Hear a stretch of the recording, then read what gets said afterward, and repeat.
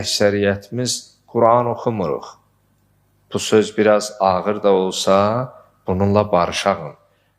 Əlimizə Quran alıb oxumuruq. Biraz tez gəlmirsən, Quranın tərcümələri var. Götür, namaza qədər oxu, namazdan sonra oxu. Çalış, Quranla ruhun qidalansın. Çünki Allah öz kəlamı ilə sənin ruhu dirildər, təfəkkürü, tədəbbürü artırar.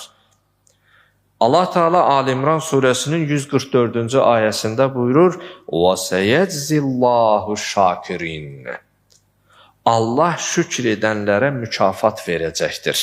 Çalış, şükr edənlərdən ol. وَقَلِيلٌ مِنْ عِبَادِيَ الشَّكُورِ Digər ayət-i şərifədə buyurur: Bəndələrim içərisində davamlı şəkildə mənə şükür edənləri azdır. İfadəyə diqqət edək, bəndələrim arasında davamlı şəkildə mənə şükür edəni azdır. Yəni, bəzi insan görürsən bir neymətin bir dəfə şükür edir, yaddan çıxardır.